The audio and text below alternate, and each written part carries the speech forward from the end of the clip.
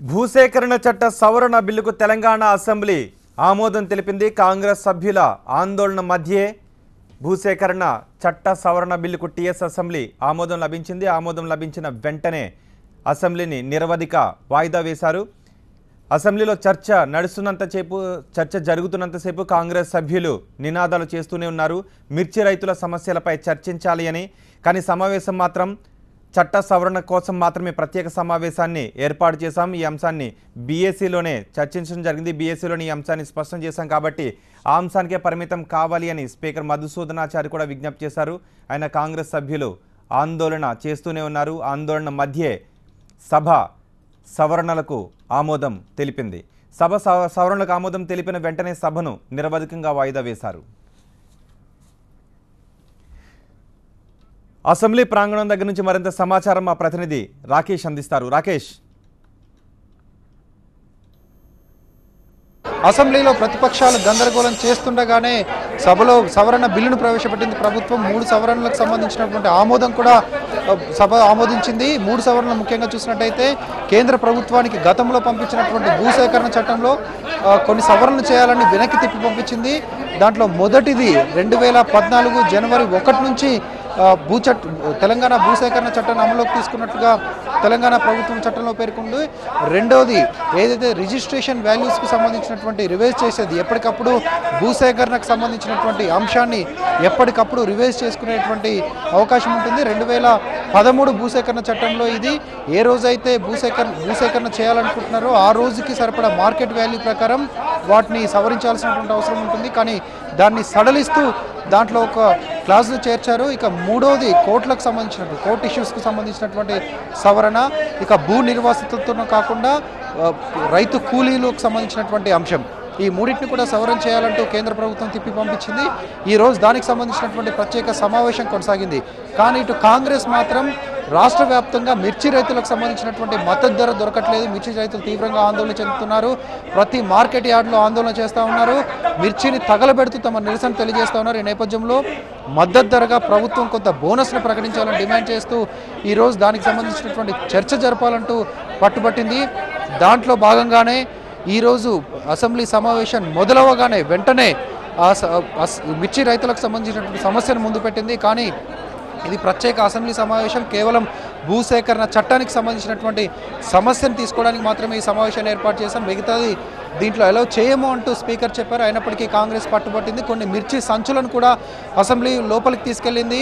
ఉదయమే తెచ్చిపెట్టినటువంటి మిర్చి సంచులను ముందుగా కాంగ్రెస్ ఎమ్మెల్యేలు కొంతమంది జానారెడ్డి చాంబర్కి తరలించారు. జానారెడ్డి చాంబర్ నుంచి అసెంబ్లీ మొదలు కాగానే మిర్చి సంచుల్ని లోపలికి తీసుకెళ్లి ప్రదర్శించేటువంటి ప్రయత్నం కూడా చేశారు. ఇదంతా గమనించినటువంటి ప్రభుత్వం కాంగ్రెస్ ఎమ్మెల్యేలను సస్పెండ్ చేయకుండా, ఎందుకంటే ఇప్పటికే 2 ప్రతిపక్ష పార్టీలను సస్పెండ్ చేశారు. ఇటు టీడీపీ అటు బీజేపీ ఇద్దరిని కూడా ముందుగా బడ్జెట్ సమావేశాల్లోనే గవర్నర్ ప్రసంగానికి నిరసన తెలిపినందుకు టీడీపీ ఎమ్మెల్యేలను సస్పెండ్ చేశారు. ఇక మైనార్టీ రిజర్వేషన్లకు సంబంధించినటువంటి ఏర్పాటు చేసినటువంటి స్పెషల్ సెషన్లో నిరసన వ్యక్తం చేసినందుకు బీజేపీ ఎమ్మెల్యేలను కూడా సస్పెండ్ చేశారు. ఇప్పుడు కాంగ్రెస్ ఎమ్మెల్యేలను కూడా సస్పెండ్ చేస్తే ఇక ప్రతిపక్షం లేకుండా పోతుంది. కేవలం ఒకే ఒక్క సిపిఐ ఎమ్మెల్యే మాత్రమే మిగులుతారనే దృష్టితో కాంగ్రెస్ ఎమ్మెల్యేలను సస్పెండ్ చేయకుండా కేవలం వాళ్ళ ఆందోళన చేస్తుండగానే వెంటనే అడవుడిగా ప్రభుత్వం ఈ బిల్లులో ఉన్నటువంటి సవరణలను ప్రవేశపెట్టి అమెండ్మెంట్ బిల్లును pass చేయించుకున్నటువంటి situation.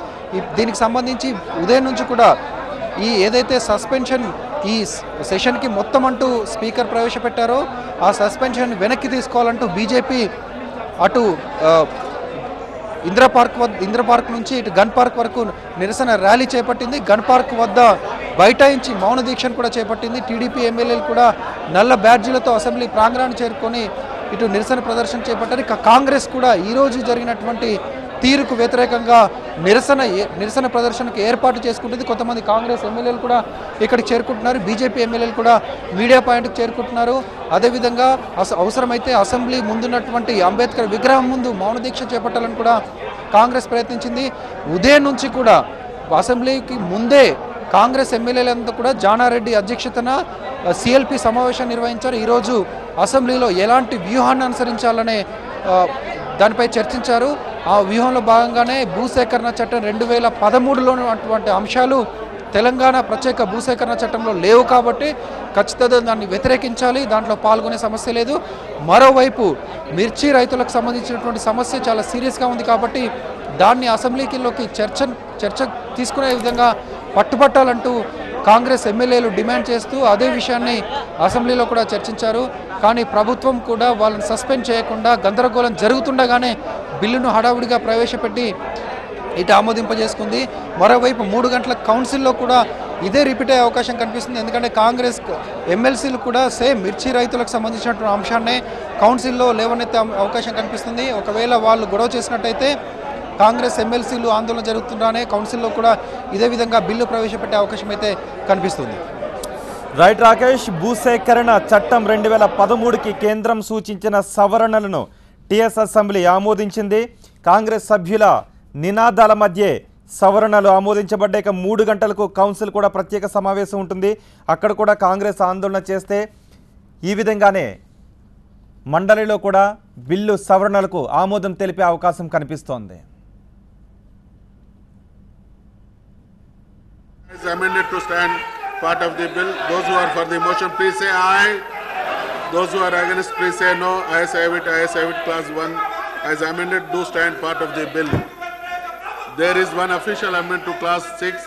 Delete clause 6. Those who are for the amendment, please say aye. Those who are against, please say no. Ayes have it. Ayes have it. The amendment is carried and the clauses 6 is deleted. Clauses 7 to 9. Now the question is renumber clauses 7 to 9 as clause 6 to 8. Those who are for the amendments, please say aye. Those who are against, please say no.